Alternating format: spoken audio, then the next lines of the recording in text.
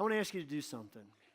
I don't do this very often. I want to ask you to do it today. I want you to raise your hand if you're here primarily because somebody at some point in time invited you or said, come and see. They may not have said those words, but somebody else told you about this place. Look at that. That's amazing, isn't it? Yeah, you can clap for that. Clap up here. Yay! That's good. When we were getting in the old building, so we came out of Sand Creek High School, went to the old building. We moved in. We said, okay, here's what we want to do. Very first Sunday, I'm going to show you a picture here. Very first Sunday in the building, we painted the names of friends. We're getting ready to paint this wall like brown. Get that ugly yellow out of the auditorium. So we said, we're going to paint names on the wall during the Sunday morning service, very first service in the building, of everybody that we can think of that we want to come in, bump into, and experience Jesus in this place. Let me show you a close-up of the wall after we were finished. See that name? Right down there in the left corner, Don. You see that? Let me show you a picture. This is me and Don. This is in this building before the construction started.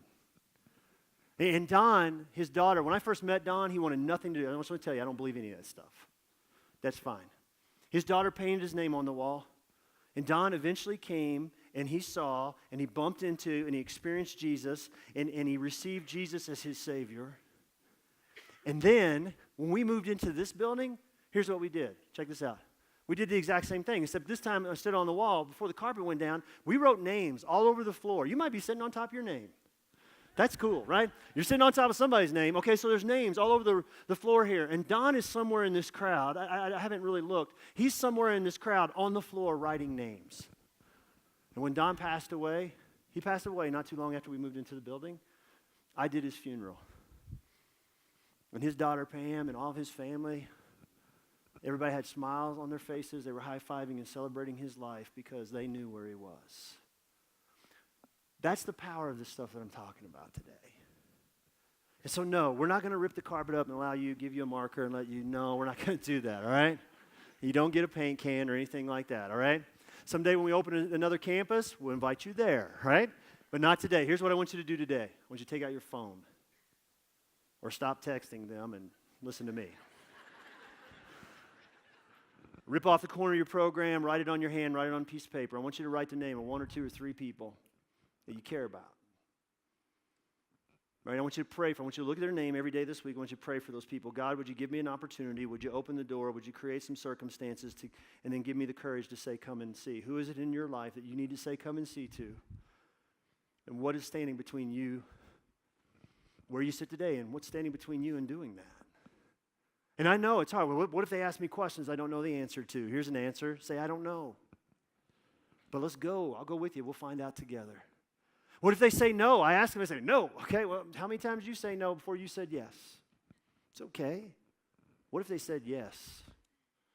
What if they said yes, and then one day they looked at you and they said, my life will never be the same because of you. Can I tell you something about that moment?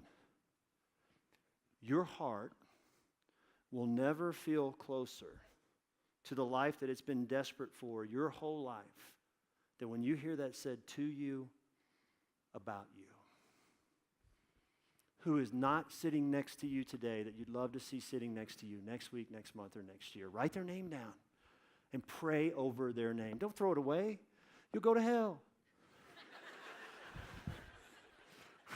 I'm teasing. I don't really know. So that's a joke too, okay? Hey, listen, it's more about making the ass than it is making the argument. Every single one of us today, we know people that are stuck in their own version of Hotel California. And they don't feel like there's a way out. And guess what? A lot of us, we found a way out. The least that we can do is look at them and say, come and see.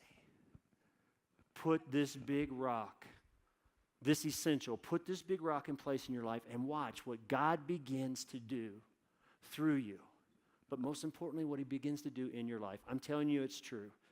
God does his best work in me. He always does his best work in me, as I allow him to work through me. I'm hoping you walk out these doors today, you try it, so that you will see. Make this a part of your life. 7 simple letters, 3 simple words. Come and see.